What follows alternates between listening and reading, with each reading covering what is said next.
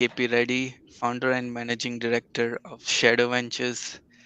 Thanks a lot, KP, for being on the show. Oh, absolutely. So excited to be here.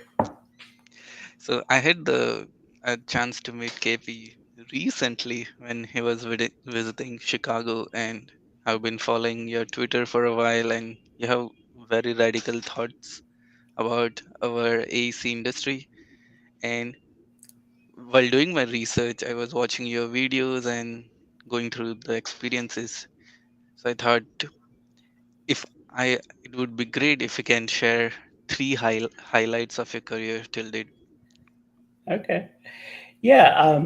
For me, like my first startup was a big highlight for me. It was definitely working, 100 hours a week, writing code all night, um, eating cheeseburgers, smoking cigarettes, drinking, like just all the bad things you can do to your body. I was doing all those things, but we went from 2 people to 1,200 people in 3 years, right? So it was a fantastic ride. So I would say that's a pretty big highlight career wise. Um, I also think um, working at Georgia Tech, I ran Georgia Tech's incubator. It really helped me understand kind of, I think when you're an entrepreneur, you're inherently very selfish. Like everything you're doing, no one understands why you're so passionate. Nobody gets you. You're just so focused on this thing that you're building, um, and you're just very selfish, right? It's just very focused on that. And I think when I went to go run the incubator ATDC at Georgia Tech, um, it really made me understand, like, oh, there's an ecosystem. Like I didn't know this existed. I thought I thought you built a startup in your basement and you focused on customers, and I didn't understand it, right? So that was really big for me, kind of understanding how ecosystems worked and collaboration worked. And then really, launching Shadow has been, um, it's really kind of like starting my career over, right? I mean, I pull from a lot of my experiences, life experiences, work experiences, industry experience. But being an investor is such a different job. People think it's very glamorous. If you read Twitter, it's very glamorous. Um, but there's actually just a lot to it. So for me, getting into venture was a little bit of a career reboot, um, to do it well, right? To do it well, you have to learn how to master things. And I thought I mastered a lot of things, but apparently it wasn't enough. So the last 3-4 years, I've been mastering this. Got it. And to your point of the realization about the ecosystem, if you were to redo your own startup now, like how would you do it differently?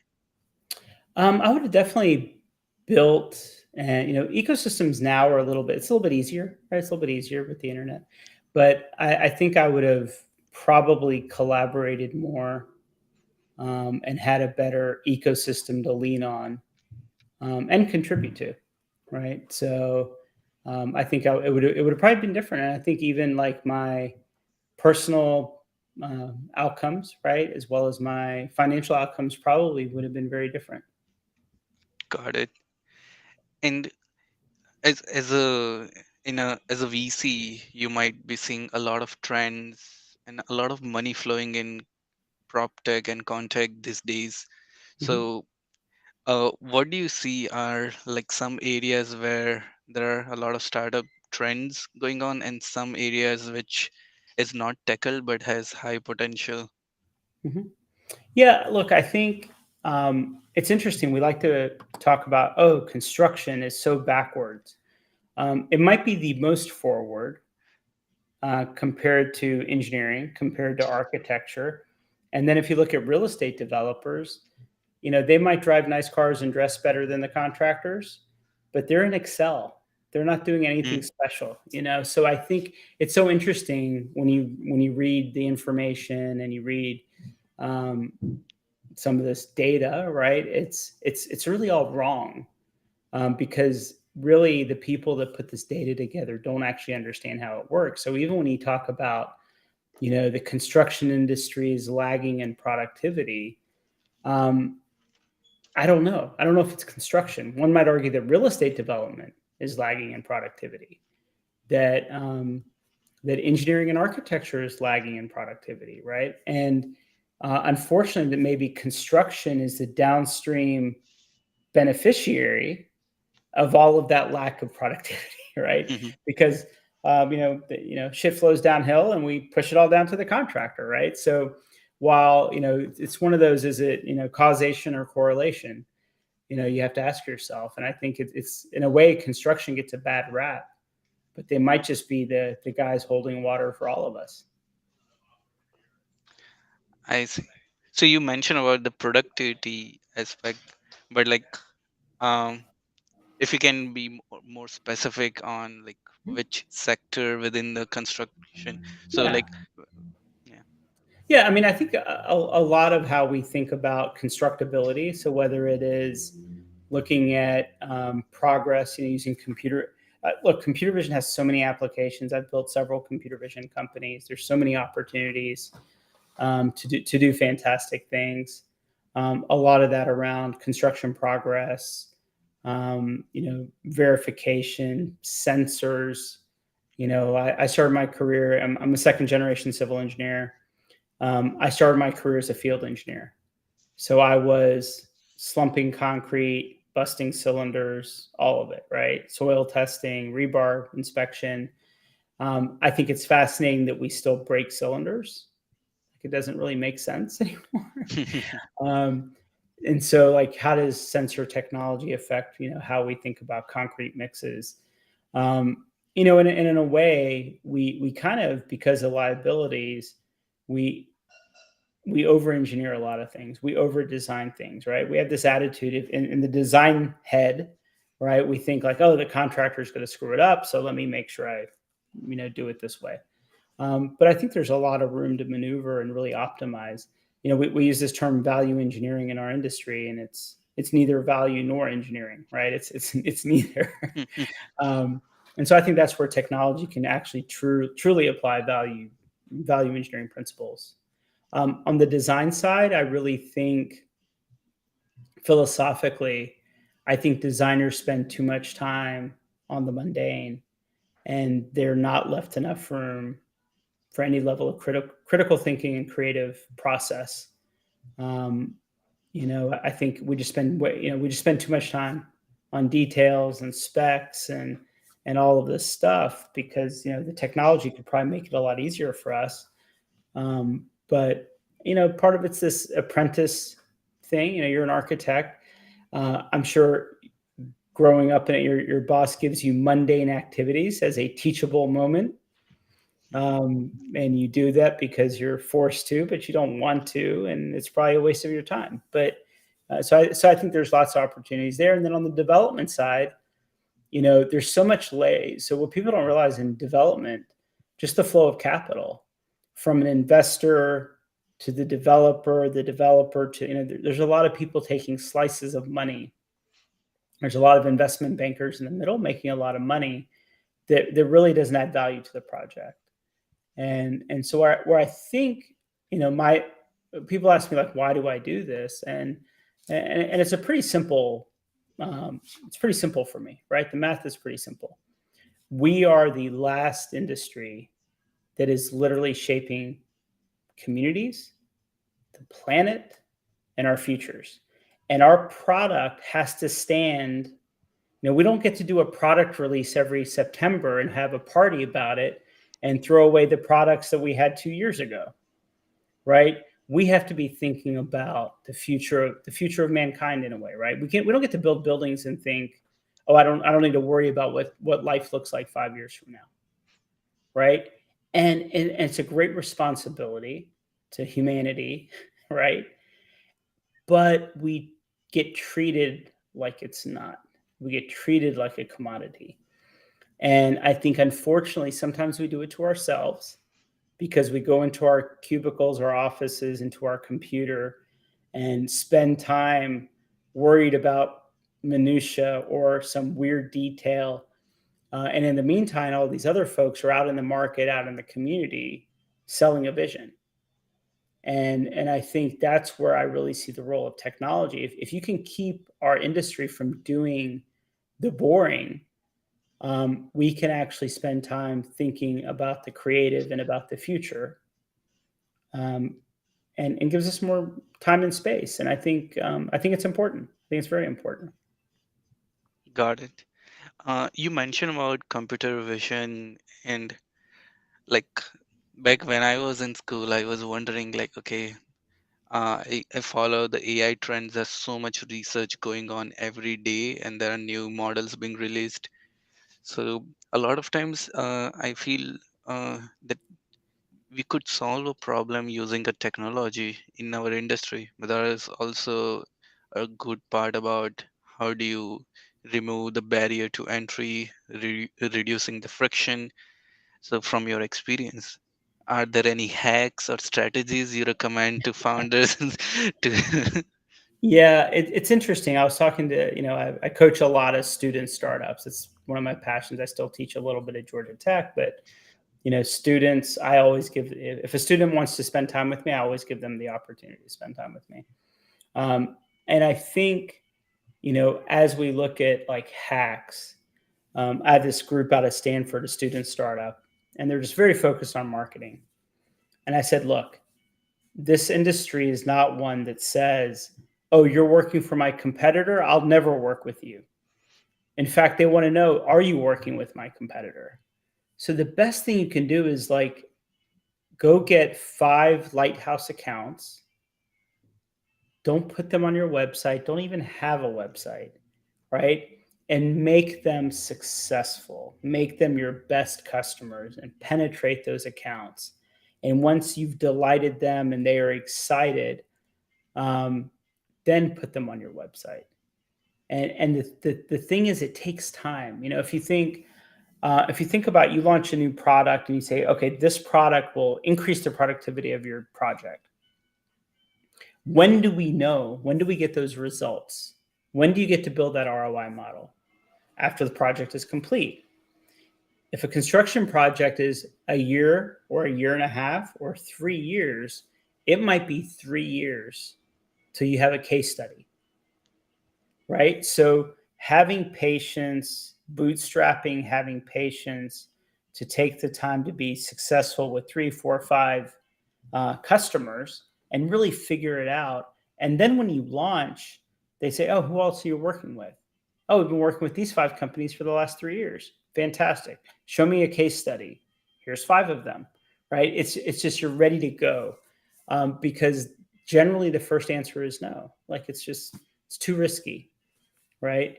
And then also, people won't pay.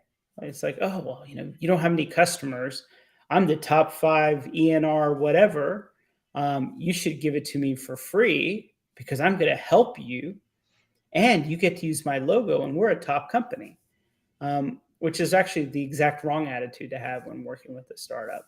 So the way I look at it is you have to start small. The other thing in terms of our industry in tech, um, there's a big regional aspect, right? So if you look at computer vision for safety on job sites, there's 50 companies doing that. There's 50 companies.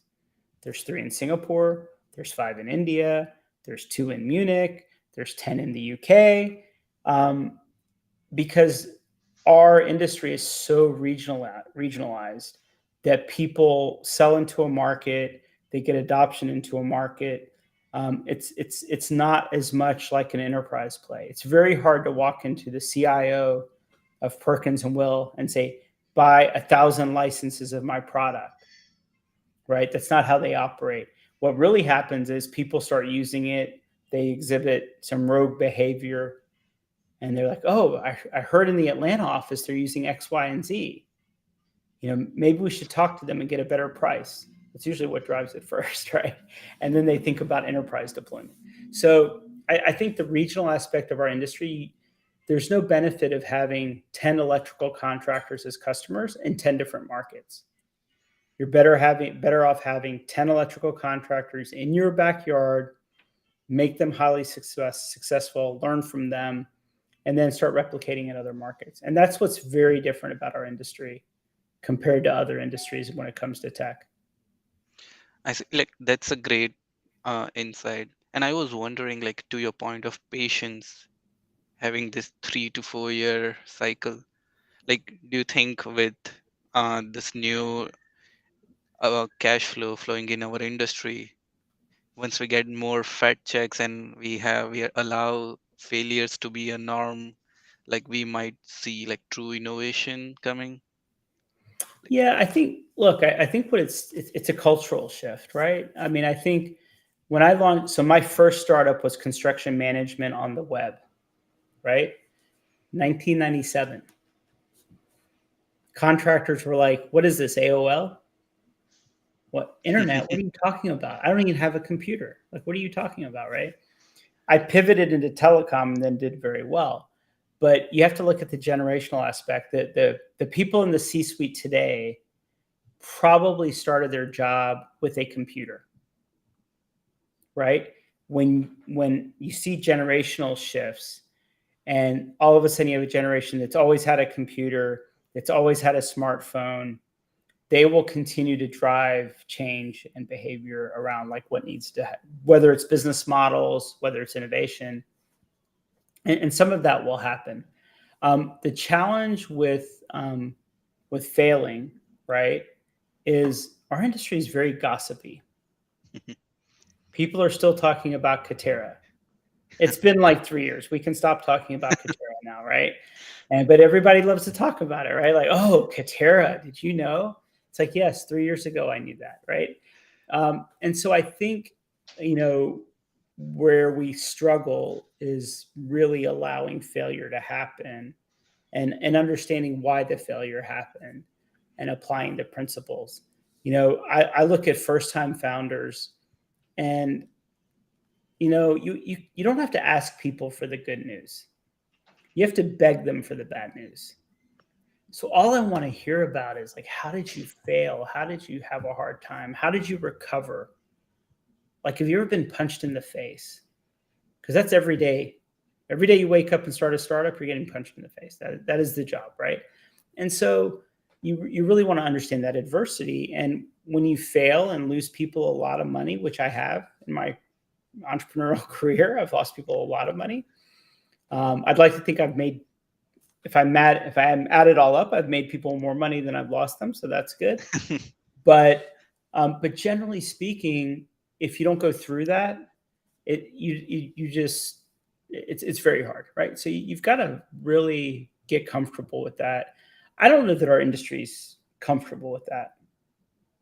The idea of the learning experience, failure is a learning experience. I don't know that our industry is really ready for that. And I don't think capital is going to make a difference. so it's a generation. We gotta wait for the next leaders who are Yeah. open for betting. Yeah, I'll give you a great example of generational differences. I was talking to the CEO of a large architecture firm, and he was very upset that some of the junior architects that were not licensed had their own personal websites. And on their personal websites, they called themselves designers. And they were designing furniture. He's like, how dare they? They're not licensed. Why do they think they can have their own website? And I was just like, are they doing anything illegal? Right? They're designing some chairs and some Mhm. tables, and it's a creative outlet, right? And he's like, no, we need to shut it down. We need to shut all of it down. It's a problem. People will hear that they're with our firm. They're presenting themselves as a designer. I'm like, they didn't call themselves an architect. They called Hmm. themselves a designer. Like, there's nothing wrong there. But the aggressive, like the emotional aspect. And I was like, are you just mad that they have free will and they're doing things on their own? Like, is that what it is? And he did. He went around and he's like, oh, we're going to shut down anyone. We're going to fire anyone that's doing these things because it's bad. It's bad for the industry. I don't know how you get a person like that to ever look at like failure as being a positive thing, right? So I think we need some generational shifts, and I think it'll start to come together. But I think we're close, right? If you look at the C-suite, one thing that's happened really well, I do think leadership in the design industry and construction and all, they've looked around and they said, if I want to understand innovation, I need to go talk to the digital natives. So they're spending time with the 25-year-olds, right? They're bringing them into the C-suite, and they're asking them lots of questions, and they're trying to understand what to do. And they're taking risks. They're investing, right? They're, oh yeah, go buy 5 drones. Let's figure that out. Go buy that software. Let's figure it out, right? Which I think is different. I think that is a big change that should be recognized. Probably in the Yeah, last 5 years. In the last 5 years. that's amazing because like even I sometimes feel a lot of people are making decisions on the C-suite level of let's invest in this technology, but there is not much diversity there, and there's also not in age group, gender wise, for making that decision. And with time, we are improving on that aspect. But I don't know, is there any way you think we could encourage this Yeah, culture? maybe, right? But I also think you have the benefit of owning a time machine, right? If you look at the market dynamics and how things are going right now in our industry, in the 90s, Microsoft ruled everything. Before that, IBM ruled everything, right? You won't get fired if you buy IBM. That was basically their sales pitch, right? Microsoft comes along and I was like, oh, we're a Microsoft shop, right? You heard it, Microsoft shop, we're a Microsoft shop. And that changed, right? And I think when you look at incumbent software companies that have high market share and then don't drive innovation, it's inevitable.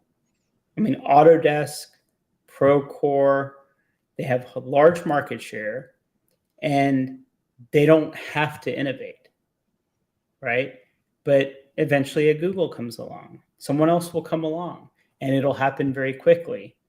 But I think right now the C-suite, they have to stick with the incumbent software they know, whether they like it or not, whether they're using all of it or not, whether they agree with the pricing. But that's not forever. And and I think you also like it's easy to criticize these incumbent companies, but the difference between an entrepreneur solves problems. A CEO of a large public company, they have one job. They have to turn revenue into EBITDA, and they have to do it as efficiently as possible. And if I already own 80% market share in a product, why will I spend more money on marketing? Why do I need to spend any money on product? Are you still going to buy? I mean, if Autodesk, and I'm picking on them, if Autodesk doesn't add one new feature next year, they don't write in a single line of code, is everyone going to still buy it? Yeah. And think about how much money they save not having to write another line of code. And if you're the CEO of a public company, you have to think like that. It's not, it's not I don't think it's malicious. I think that's just the business model, but it changes, right? It changes very quickly. And you're seeing it. You're seeing the change. Yeah, I forgot the name of the book, but there's this famous book where okay, it's always difficult to do disruptive innovation in a big firm. Mm-hmm. Like, and there are like bunch of reasons. And as you mentioned, there's always like a sweet spot of so many years you can survive without doing like something significant, and then there are new forces in the market ready to change.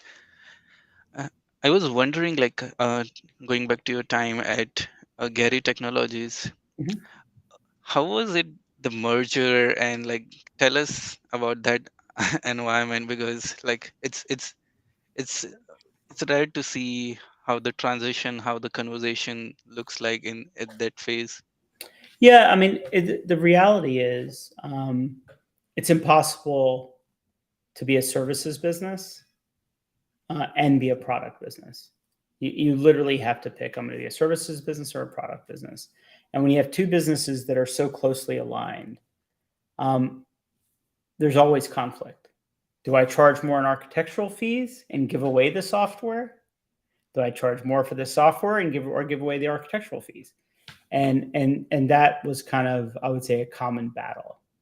And it's probably a common battle in firms. What we've worked with 6 or 7 firms in the AE industry to develop. So Thornton Tomasetti, I helped them design their entire innovation system and spun out 6 companies for them.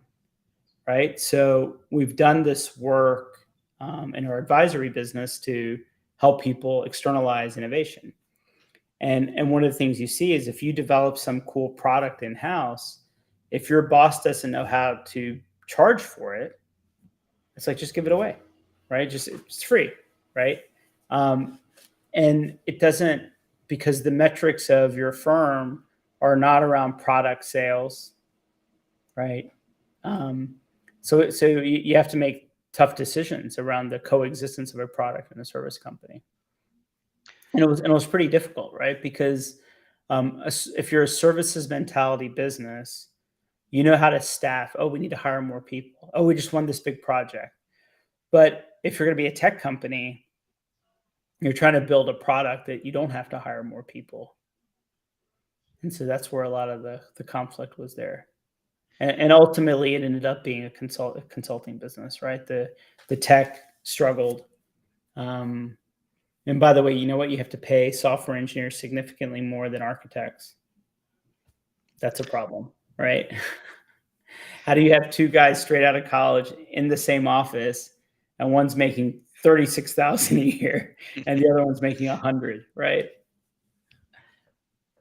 Yeah, so I love Core Studio and what they are doing and the team, and Mhm.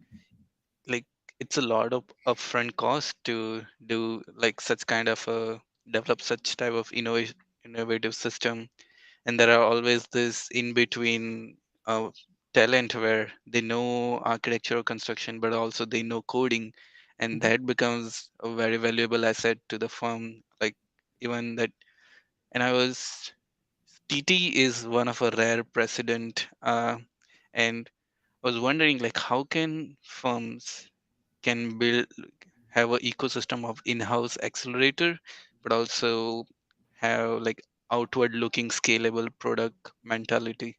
Mhm.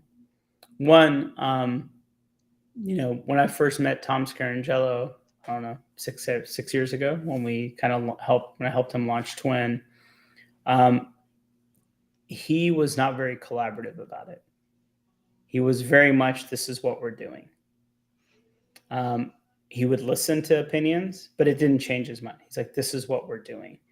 And I think if you really believe that your industry will be disrupted, and if you believe it will happen a lot faster, you behave very differently. And I think part of Tom's vision over at TT, and he tells this great story about like there were two sides of his family. One side of his family was in the ice business before refrigerators, and the other one was in the heating oil business. Well, he's like, half of my family is very rich. The other half ended up poor, right? The refrigerator. And he's like, I don't want to be in the ice business.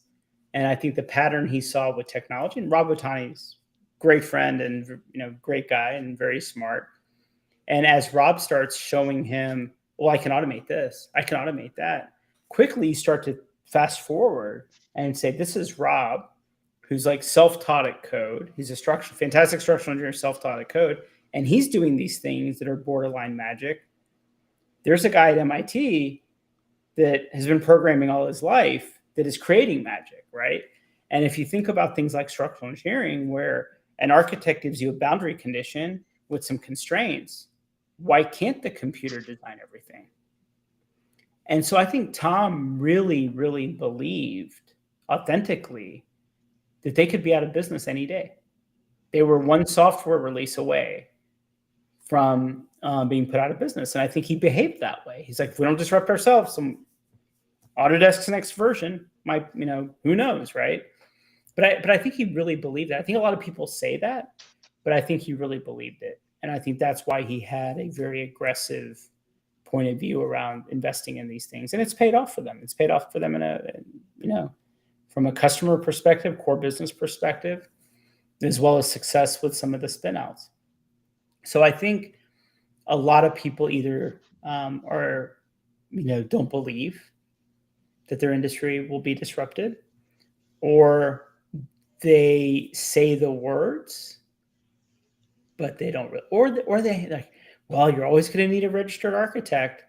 If that's what you're hanging your entire future on, is that there's a governance and a compliance thing, then you've already lost, right?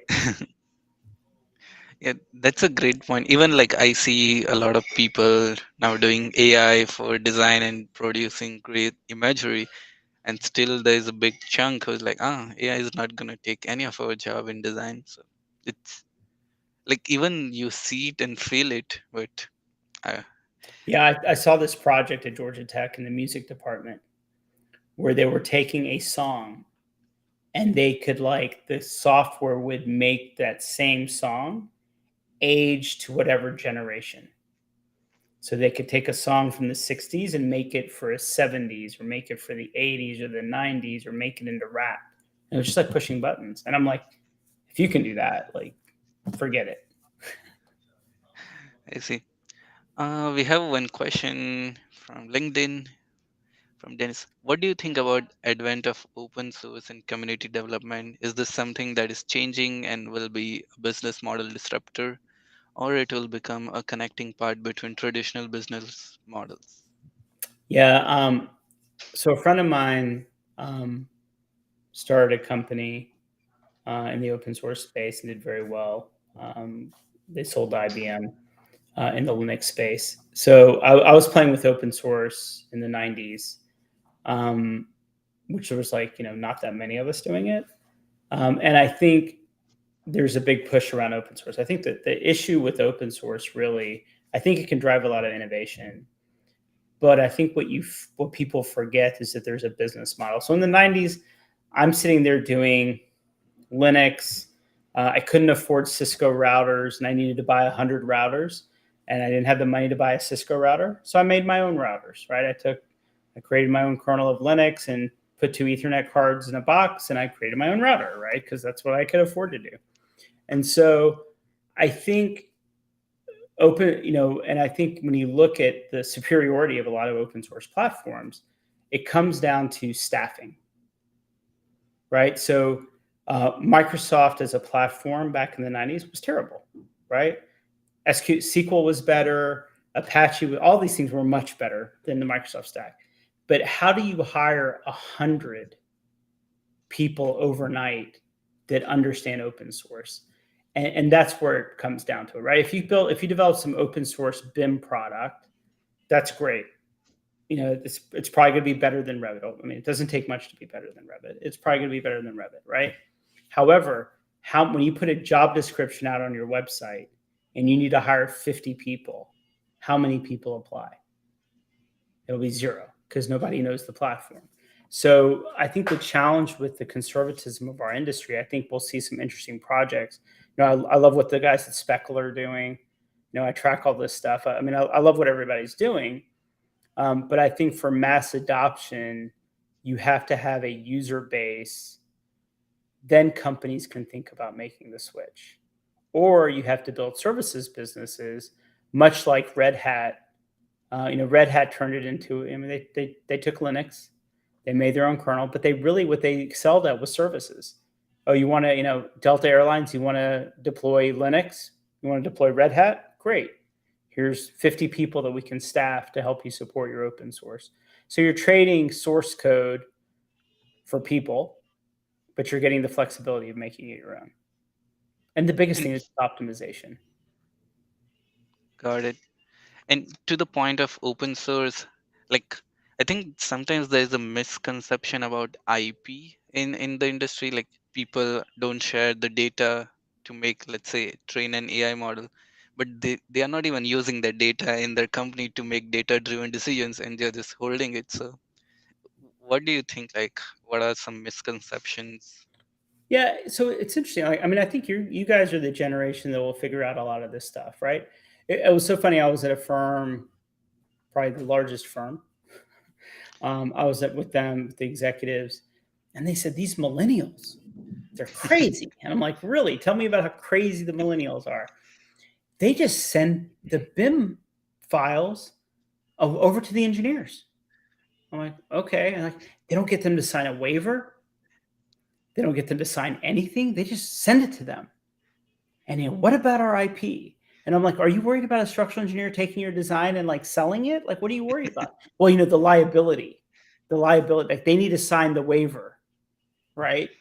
Um, and when you talk to the millennials at that time, they were like, "Why wouldn't I share information? We're teammates. Why am I going to withhold?" They're like, "No, no, no. You need to save it to a PDF and then email it to them. Don't send them the Revit file, right?" And so I think there's good the view of collaboration, right? That was like the first crack was, oh, they're just sharing models and not asking for permission because that's the right thing to do, to collaborate and have transparency. Um, and so I think you'll see that, right? The culture of transparency and collaboration. It just takes time.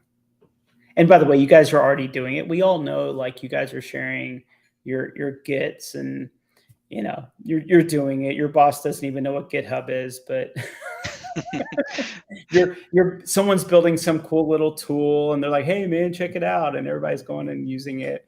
And someone's boss is probably, if they ever found out, like, "That's our IP. You did it on our pay." Like, hope if you guys aren't already doing it, you should be doing that. Yeah. We have a question from Adam. How close do you think are we to AI tech entering the standard workflows of large firms? I think we're like less than 3 years away. I mean, I think what you have to look at is it would be ridiculous if Autodesk isn't working on something. So here's what happens. Autodesk is working on some AI thing. They will release it. It will be terrible, but everybody will use it. And in the meantime, some startups will probably develop something that's better. Autodesk might get it on version 5. They might get it right. But one thing, I'm a data nut, right? So one thing I do is I monitor job openings, right? How do you know what Autodesk is working on? Look at their job Mm, openings, right? How do you know what anyone's working on? Look at their job openings, right? So if you track job openings, it tells you a lot about where companies are going and how they're thinking about things, right? And if you look at the number of like AI openings that a lot of these companies are hiring for, you're not looking for AI engineers if you're not planning on doing AI, right? But we know the big companies, once again, picking on Autodesk a little bit, their version 1 will be terrible, and then they will try, and then some startup will come along with a great opportunity, and then Autodesk will probably just buy them, right? Because that's what they do. They're a marketing and an M&A business. They're not a technology company, but they will release their first version that'll be terrible, but it'll expose the industry to something. Who knows? At AU this year, they might release something, right?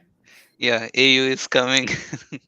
So, yeah, to your point of job opening, one thing I have noticed is a lot of schools, like especially the top architecture schools, are have classes or opportunities for students to learn AI or with new technology.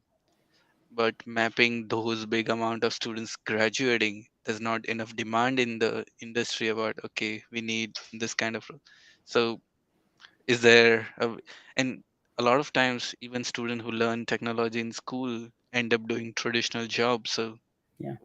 what can we do about this talent mismatch? Yeah. So one, we need to keep everybody in school longer. I mean, I know it sounds terrible, right? But I think that the mismatch is you guys go to school, you stay in your architecture lane. I start in my civil lane. My 21-year-old's an ME. My 20-year-old's an IE. Everybody stays in their lanes, right? And then we get out into the real world. And what do they tell you to do? Multidisciplinary, collaborate, this and that. It's like, no one taught me this, right? Because when you did your design project in college, did you talk to the civil engineering department? Did you talk to the mechanic? No, you did not. And then we throw you into the workforce. Then we tell you, oh, you should collaborate. And so what I really think we've got to push on the academic side is we have to tell people to stay in school a little bit longer. Co-op, do great summer internships, have a senior design that is impactful, that is multidisciplinary, and really work on this stuff. Because I think I've told my kids, I told them, like, you should graduate when you're 23, 24, 25. Like, don't be in a hurry, right? Get lots of co-op, get summer internships, get a lot of work experience, got to get a lot of exposure. Because unfortunately, once you start going to work and you get the W-2, and then you buy a house, and then you buy a bigger house, the opportunity for you to be a student and learn and take risks quickly diminishes. And the best time to like experiment and learn and try things is when you're in is really when you're in college. And so I think we've just got to do a better job of like teaching multidisciplinary in college. I see. And to your point of like this multidisciplinary, I always see like people adopting technology from other discipline, be it gaming, cloud, blockchain, AI, and label it as innovation in AEC. So it's more kind of, we have lots of opportunities of integrators, but like, do you think there is a ground up innovation opportunity in AEC, or it's more cross disciplinary, cross pollination?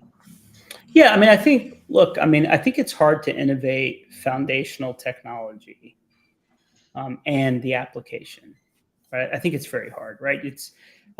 It took a long time for Apple to start making their own chip, right? Because designing and producing a chip is not a trivial. You're better off buying it from someone that worries about it every day.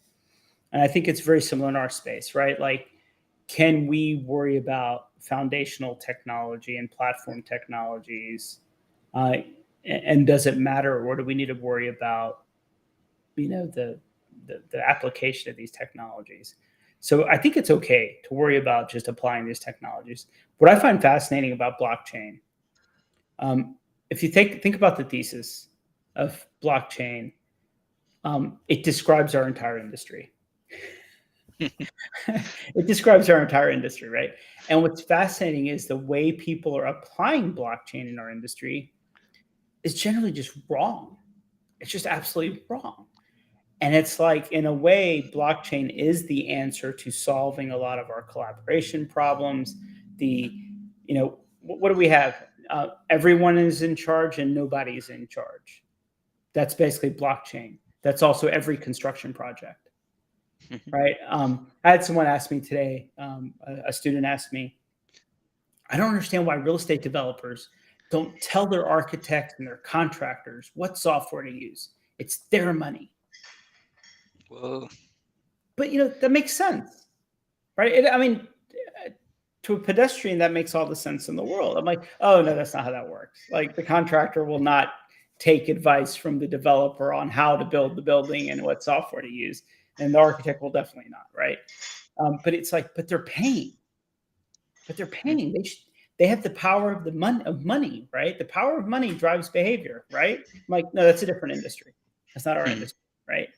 And so I think we have so many opportunities for blockchain in our industry, but I think they're big opportunities.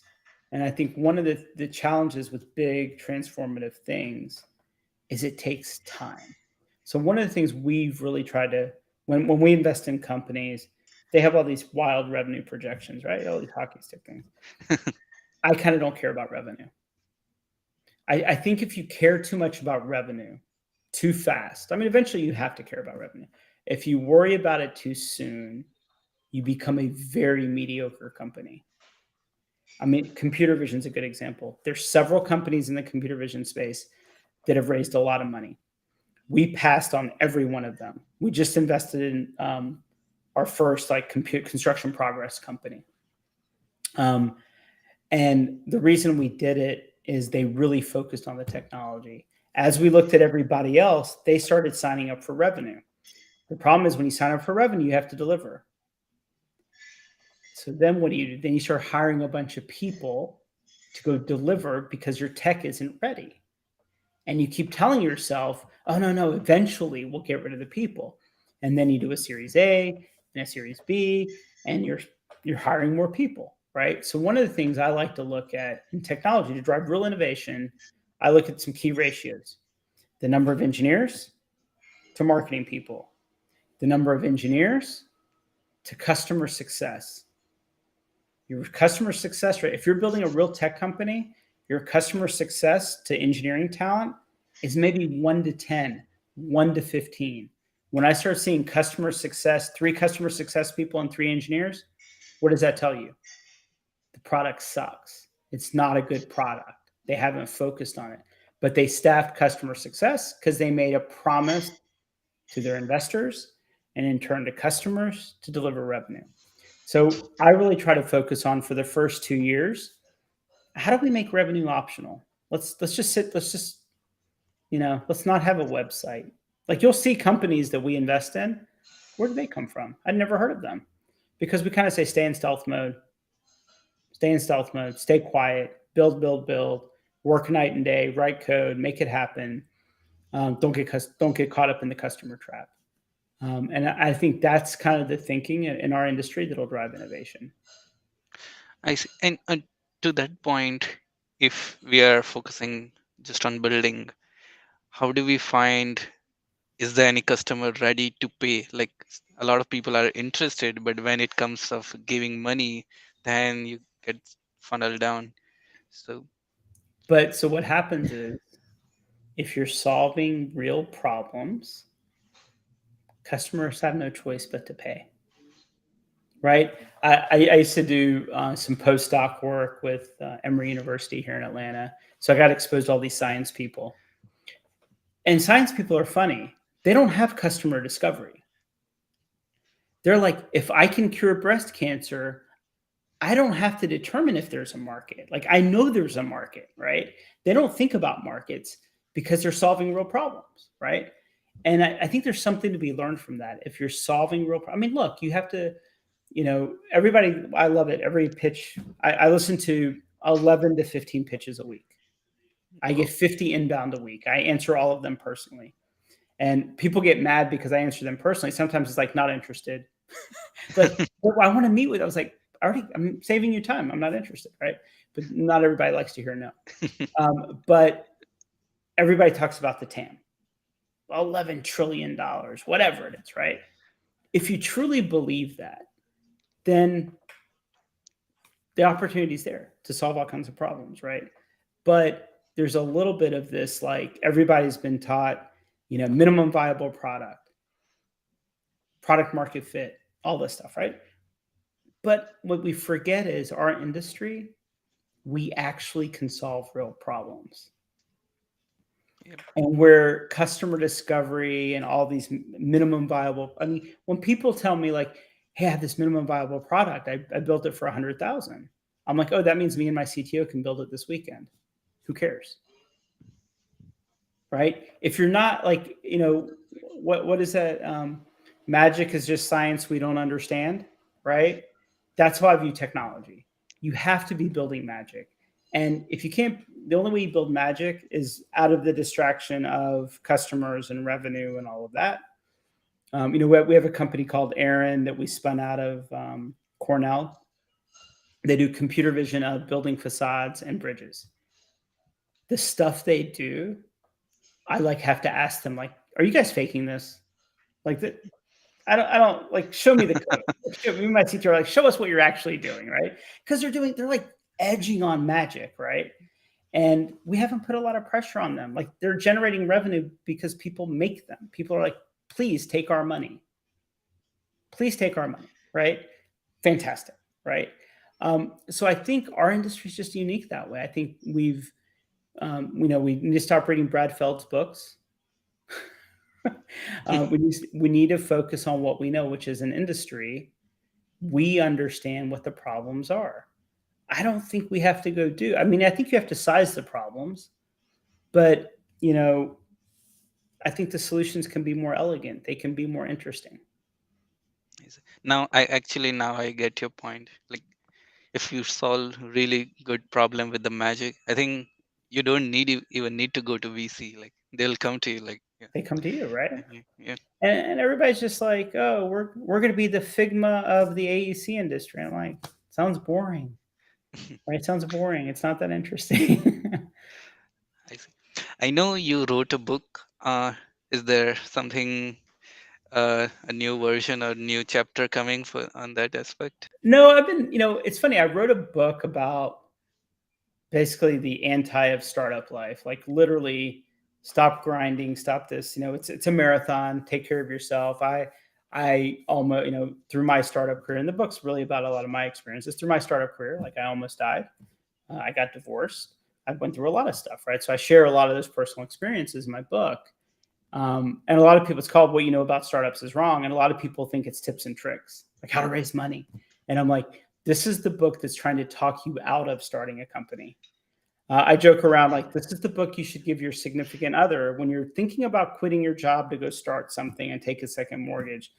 This is the book you give your spouse or your significant other and say, this is what you're signing up for. Are you sure you want me to do this?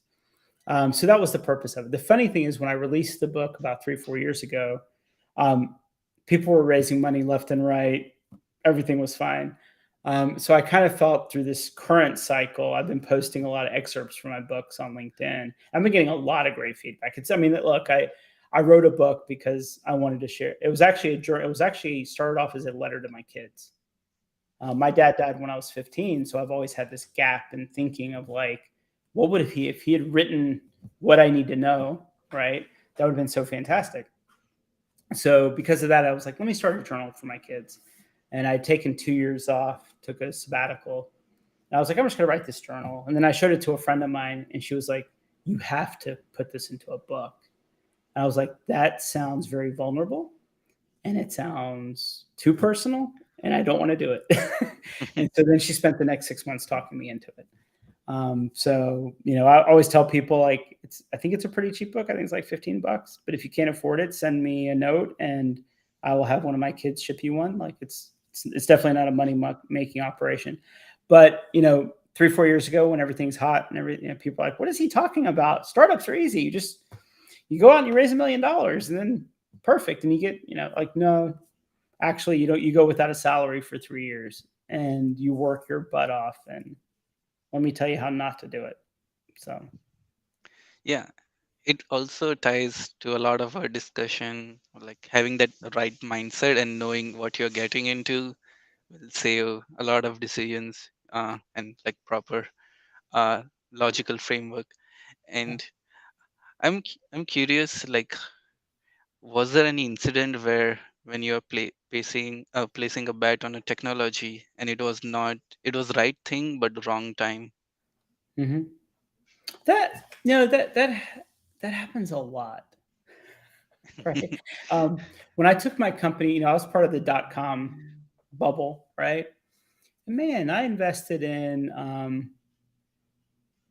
all of them, right? We had Webvan, too early to market. I actually built Blue Nile, the jewelry store. Like I built their first e-commerce platform. This is when you couldn't buy them. Now it's so easy, like Shopify, get going, right? We're building everything from scratch. So I built Blue Nile, and I was like, people aren't going to buy jewelry. I was like, they're going to pay me lots of money to build it, but people are going to buy jewelry on the internet. That's weird. Like that's never happening. And so there's a lot of stuff that like you just get too early to market. And I built one of the first email marketing platforms. I sold that, but and did pretty well on that when I built it. But there's a lot of this stuff. It just takes so much time, and you can be ahead of it. And I think our industry, especially, it's really easy to build ahead of. So a reporter asked me this great question, and I like repeating it because I thought it was one of the best questions I've ever been asked. They said, if someone gave you $1 billion, what would you do? And I was like, one, I would take 500 million and put it aside. And then the other 500 million, I would hire away all the best talent out of the AEC industry, leaving all the architecture firms and engineering firms and construct, like leaving them talent empty. Like they have nobody that knows how to open up a computer kind of thing. And I would put them all in a room and say, here's $500 million. Let's go figure out how to start it all over again. Start from scratch. And so I've had people say, I was like, no, that's exactly what I would do. I probably would still dress the same and drive the same car, whatever. But that's exactly what I would do. And I think I think there's some opportunities, right, to shift this industry. It takes a lot of courage. It takes a lot of guts. But I think if you stay focused, right, you can do a lot. And I think that's where, like, when you're building a startup, the minute you're starting talking about, oh, I'm going to serve all these customers, I'm going to do all these things, I'm going to build all these things, right? You really start to lose track. You got to really be focused and be very disciplined with your time. You know, yeah, I love it when I meet founders that are not attached, single, like, oh, I'm going to work 80 hours a week. I'm like, great, that's not sustainable. You know what's going to happen? You're going to go to Burning Man and you're going to meet somebody, and then you're only going to want to work 40 hours a week, right? So you can't build your life around this idea of building a business model. Unfortunately, architecture has built an entire industry around paying, making people work 80 hours a week and not paying them. But hopefully that's getting better. But that's not a real business model. I see. I know like there's a great content on shadow ventures like YouTube and platform, and the summit is coming. Would you like to share some details about Yeah. it? Yeah. So Summit in person's pretty much sold out. Like, we're pretty much packed. But you can always sign up for the virtual broadcast of it. Summit is something I started 6 years ago because I felt, and I think this year it's not exactly what I envisioned, but I think we're going to get back to the roots of it. And it was, what I would notice was I'd go to AIA conference and they'd have tap, right? So you go for 4 days and there's like maybe 3 sessions on technology. And I'm like, what a waste of time, right? And then I go to ASCE and there's like 2 sessions on technology. And so what I really started to focus in on was, if we believe that we're going to get our innovation content at Autodesk University, we're wrong, right? We're going to get sold more licenses. That's what we're going to get, right? So how do I build a community that's very agnostic to technology, to the technologies in the commercial markets, and can really, like the conversation we're having, right? These are the conversations I have like every day with my friends, right? And how do you build a community around having these conversations and doing fun projects and just doing, even fun side projects, right? And so I started building that, and that's where Summit started. And what I started to do was bring in other people from industry. So one time we had a CTO roundtable. I brought in my friend Palmer Luckey, who invented Oculus. So Palmer came and spent 3 hours with 30 of my CTOs in our community, and they were like, "What? Like this guy?" And he walked through like how he developed Oculus and what he was thinking about his next company. And so part of it is, I think I'm always trying to create collisions with innovation outside of our industry. So I've now had, I think, 4 founders that have presented at Summit that have gone on to build unicorns, but not in our industry, right? So I really try to expose people. This year, I've got a few friends. One's a NFL football player that got into real estate, super interesting, dynamic guy. We always have like kind of, my team says friends of KP. But one of the things that I really, and it came up from coming out to the event in Chicago last week, is I think they do a good job putting on an event, but the technical discussions aren't there, right? I'm still a nerd. I started writing code when I was 13, right? So I'm still a nerd. I want to talk about, like, when you talk about open source, like, I want to talk about that kind of stuff. I don't want to talk about, the new features of some field construction platform. That's just not interesting to me. I'm sure it's interesting to a lot of people.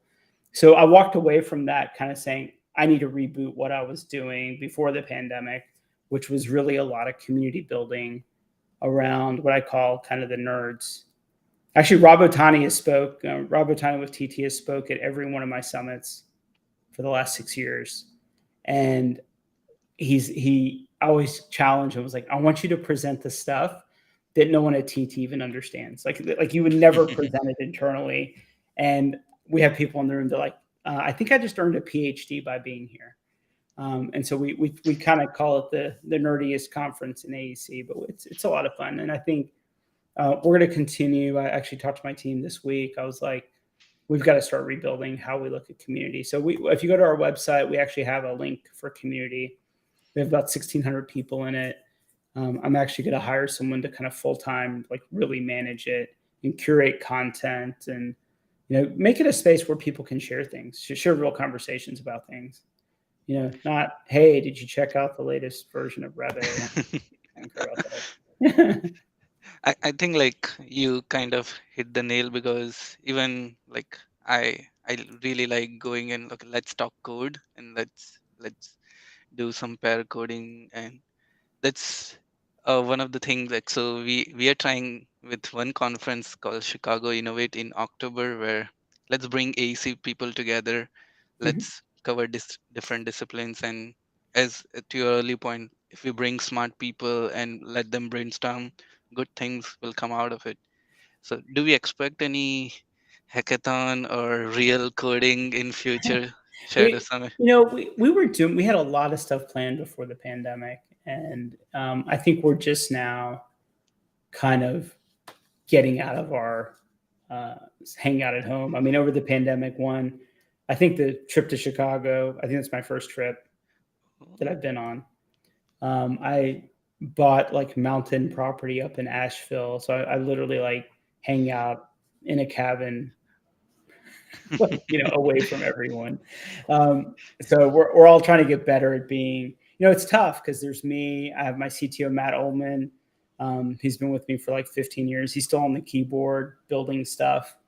So we have a little bit of a nerdy team. So when the pandemic hit, we're like, thank God we don't have to talk to people anymore.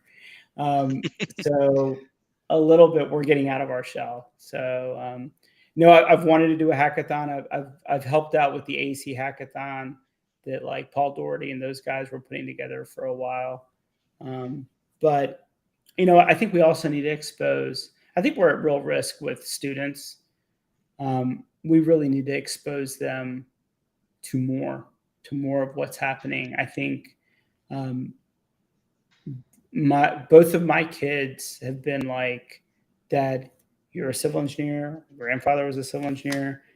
We don't want to be anywhere near buildings. I was like, fine. And so my son, that's the mechanical, he had a call with JB&B out of New York uh, with their CEO. I was like, just talk to him about what you guys do. Like, he didn't want to hear from his dad.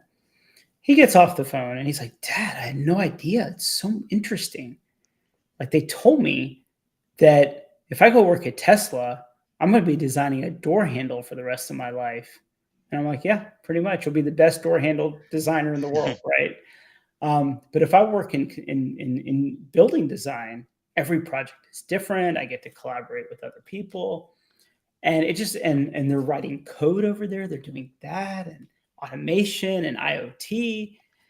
And he's like, I think I might want to go intern with them next summer, right? So I think it's interesting. All right, I think we have interesting things going on, and I really encourage, if you have a chance to go to your alma mater and give a talk to the kids and really share, because unfortunately most of the people that are coming to talk to them are the partners and firms that talk to them about all the things that they're highly disinterested in.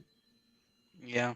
So I think it's important. I think things like hackathons, like really partnering with universities. I'm hoping to launch something next year with Georgia Tech here in Atlanta to really, we probably at any given time hire 3 to 4 students out of the civil engineering department, and put them to work and have them teach them how to do what we do and just expose them to things. That's that's that's a great opportunity. And one feedback I have is I've seen like some great AC hackathon. A lot of cutting edge ideas are being built in that 2 3 days time period, but they die after it. And I was wondering, what if we get some VC who actually attend the final presentation, and if Mhm. they find something interesting, actually there's a life after hackathon. Yeah, it's interesting. So when I ran Georgia Tech's incubator, we had the same problem. We used to joke around like, at the end of the hackathon, someone has to go around and pick up all the solo cups and the pizza boxes and everything, right? The other thing that they have to, there's like all this code sitting around that goes nowhere, right? And so one of the things I think is super important, that I think we should try to really work on. I'm happy to help, however, right? Money, time, whatever, but we need to get real sponsorship. I think the challenge with a hackathon is, okay, everybody, let's pitch our problems that we're going to go solve, and let's go build something. Versus maybe, a Perkins and Will says, hey, this is a problem. I'm going to throw it at you guys this weekend. You go figure it out. Right. Um, um, and we'll go build the solution to this. Right. And if you do it, then we'll sponsor the ongoing development of it. Right. Because I think it's a lot to ask in 1 week to figure out a problem and then go actually write some code. So one of the things I started to do was like, can you start doing things way ahead of time of the hackathon, and how do you keep it going? Because I used to do these hackathons and someone would come up with something. It's like, that's an interesting idea, but nobody cares, and you spend all weekend doing it, right? Or here's some problem statements for you guys to go work on. Go chew on these, and maybe you get some corporate sponsorship. I think we've got to learn how to collaborate more. I know TT does some hackathons, and they invite a lot of other firms to come participate, and I think they're very collaborative. But the challenge with funding an idea, this is the problem, right? I do it with Georgia Tech. I these student startups. Nobody, like, you can't invest enough money for people to really focus on it, because you can't invest enough money for people to quit their jobs and go work on it, right? Mm. And what we've happened at Georgia Tech, we've allocated millions for student startups. The best startups go nowhere, because those same kids get an offer from Google and a signing bonus, and they're like, forget this little project. So what you're left with is all the student startups that are from the kids that couldn't get jobs. Mm-hmm. So you create a lot of bias. But no, I think you should think about how you can really engage more with industry to provide some of the problem statements. Yeah, I just had like two quick thoughts. Like, I do a lot of blockchain and Web3 hackathon, and they have Mhm. this culture of bounties where each different companies have, okay, use our protocol, the top three best use cases, get some prize money. And I was wondering, like, we could also have such kind of bounty where, okay, we have this bug, like, solve it during the hackathon, you win this amount of money. And other could be, like, big companies do this, like, I call, I think it's called honeypot hacking, Mhm. where they allow hackers to just do, what if we do this class detection on this model, the best uh, Yeah, I mean, look, I cheating. think I think the contest model was fun. I just gave, interesting enough, I sponsored a student hackathon, and unfortunately, we got like 4 projects. Like, we didn't get enough to make it interesting. But I think absolutely right. I mean, I think if what I would offer, right, if you need someone to lead the charge, what I would say is everybody's firms. Like, if I put in 5 grand, I want every major firm to put in 5 grand alongside, right? And then make it interesting. By the way, like, when I used to run a company in the Bay Area, and they have these guys put hackathon teams together. Like, they have jerseys, and they go to these hackathons because the prizes are like 50,000 and 100,000. Yeah. And these guys show up with their own jerseys, and they go from hackathon to hackathon every weekend trying to win money. Look, I think that's fun, and I think it's probably culturally something really good. But I think we have to figure out how to get the. I would sponsor something like that. I would host something like that. If someone said like, "Hey, let's do something really aggressive with a pot at the end," I'd be I'd be Yeah. super helpful with something like that. That's fun. That's not an investment. That's entertainment. Yeah, I'm conscious of the time, so I'll wrap up the interview with a rapid fire. So you'll just Okay. have 10 seconds and you got to keep it very brief. Okay. Okay. Which cities are in your travel bucket list? Um, trying to get to Turkey, trying to get to Madrid, and trying to get to Chile. I see. Is there any business or like business book or technical book which made a big impact in your life? Yeah, probably the best book I've read has been The Discipline of Market Leaders. It's a really old book, but it stands the test of time. And the other one is E Myth. It's a really good one. Yeah. Who's your role model? That's a tough one. I've had so many. It is really really tough. I think like most people, you go through seasons of your life, and you know, different people bring a different tool set.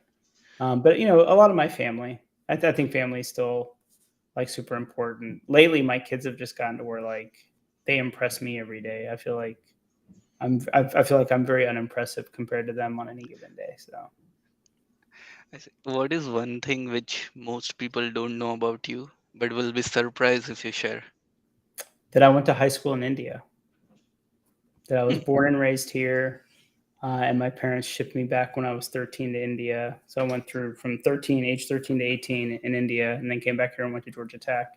Most people are surprised that I actually know any of the language or know anything about India. They think I was born and raised here and know nothing. Hmm. Nice. If I were to ask, what would be one tweet you would like to be remembered by? You follow me on Twitter. Nothing I say is that important. um, I don't know. That's a good one. I think. Look, I would say, um, just probably, probably like just around being patient. Be patient. Be thoughtful. Be a critical thinker. I think people are too focused. Like, just I had to tell one of my founders today, him and his COO, I was like, I need you guys to go find a room, put your phones away, and spend an hour with no whiteboard, no paper, no nothing, and have a conversation and do some critical thinking and come out of it with a point of view. And I just think that the power of critical thinking and spending time, quote unquote, doing nothing is needs to people should do more of that. Nice. What's a ideal day in your life look like? um, that's funny. I oh, I love routine until I don't. So my favorite day is Sundays this time of year, because I get up early and I make my own coffee and I watch Formula One. Hmm. So my Sundays with Formula One are probably my best days, because what's great about Formula One is like there's no pressure to go watch. Like NFL, like football, like, hey man, let's go to this game, let's go to this bar, come over to my house. Nobody wants you at their house at 8 in the morning. Nobody's going to a bar at 8 in the morning. I get to like sit there with a cup of coffee. I also have a 3 month old, so this year I get to like sit with my 3 month old and watch Formula One. So Awesome. Is there any rant about AEC you would like to share? my only rant is we need to start, stop admiring the apples of the world for great design. They have it easy.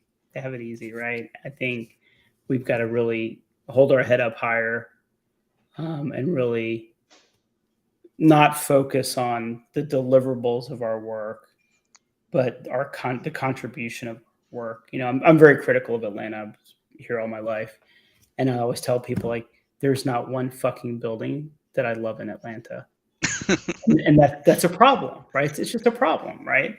And I think there's a little bit of we have to kind of start controlling our own narrative as an industry and controlling our vision. And yes, there's always an economic impact, but I really feel like we've gotten so heads down, worried about fees, worried about this, worried about so many other things. But the impact we have I mean, when people, there was at this conference, people are talking about ESG, and nobody's talking about the social aspect. We literally design communities. We also design gentrification, right? Because I don't think it's by, maybe not on purpose, but we're just too busy like, oh, I can only get a 5% fee and a this and a that, right? And so I really believe my rant on the industry is really, we are much better than that, and we've got to start acting like it. Yeah. Funny, I was in a discussion early this morning. So there's a big excitement around the Ethereum community tonight for the merge, because Mm-hmm. there's like proof of work to proof of stake, and they are hoping a lot of institutional investors would now buy into it because now it's more sustainable. Yeah.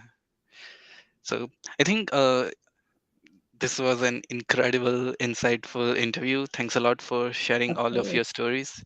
Is there anything you'd like to share on a concluding note? No, I try to write as much as I can, as much as I have time, and I'm generally pretty available. I mean, you reached out via Twitter. I try not to be. I deliberately don't have an assistant. People think I'm insane because I get like 500 emails a day or whatever. But I feel like all an assistant will do is like shape my narrative for me. I don't get to hear it. I like to have my ear to the ground. And if you have startups you're pitching, go to our website, fill out the information. I am the person that looks at it. I never make you meet with an analyst. I don't believe in analysts. Um, I believe in, I've been a founder, so we're very focused on. I might give you 7 minutes instead of a full 30 minutes and tell you to go do something different, but I'm not going to waste your time. And so I think too many VCs waste founders' time. Like, go meet this guy and go talk to this person and just talk to me. We'll figure it out. I see. Now I feel lucky. I took like 1 hour of your time. It could be like 10 different pitches you could have heard. But Maybe. I really appreciate you. You're very humble and supportive, and that is very rare to find among people who are at your role. So really appreciate that. Absolutely. Well, thank you for having me. Yeah. Have a nice rest of your day. All